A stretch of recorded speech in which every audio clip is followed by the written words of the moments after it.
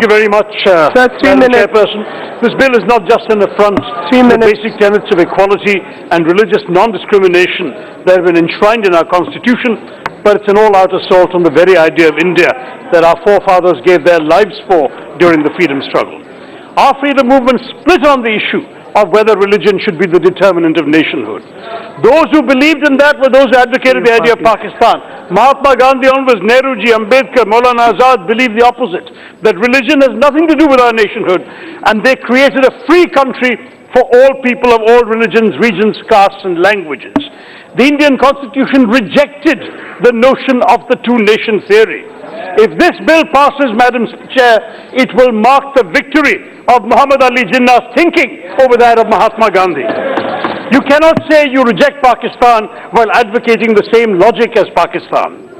Ironically, it goes against the historic legacy of Hindus in this country. Swami Vivekananda has been quoted already as saying how proud he was to speak of a nation that has long given refuge to the persecuted of all nations and all faiths.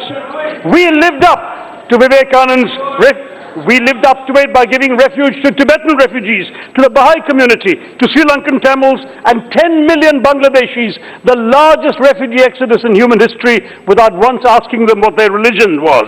Today, you are violating Article 14 of the Constitution by singling out one community and refusing to grant only them asylum from oppression. We have already had a partition of the Indian soil, Madam Chair. This bill is marking a partition of the Indian soul. And I beg this government not to proceed with this. You yourself, when speaking from the floor, went on about UNHCR's work. It's not HRC, it's HCR. I worked for them for 11 years.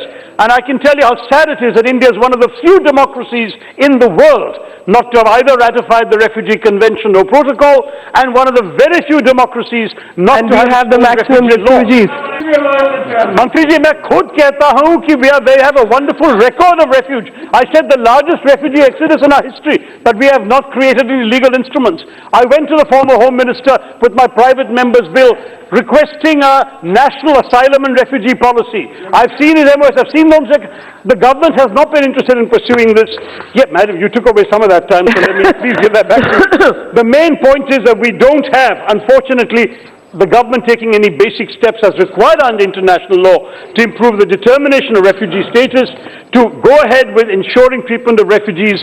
That is, anybody who is fearing persecution on the grounds of ethnicity, gender, political opinion, sexual orientation, all these people are excluded from this bill.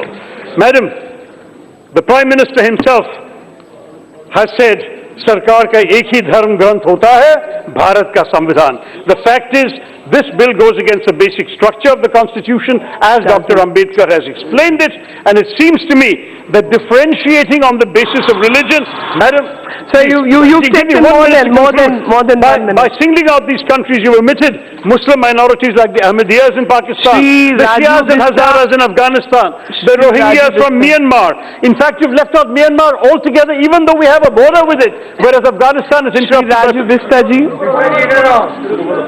धन्यवाद madam.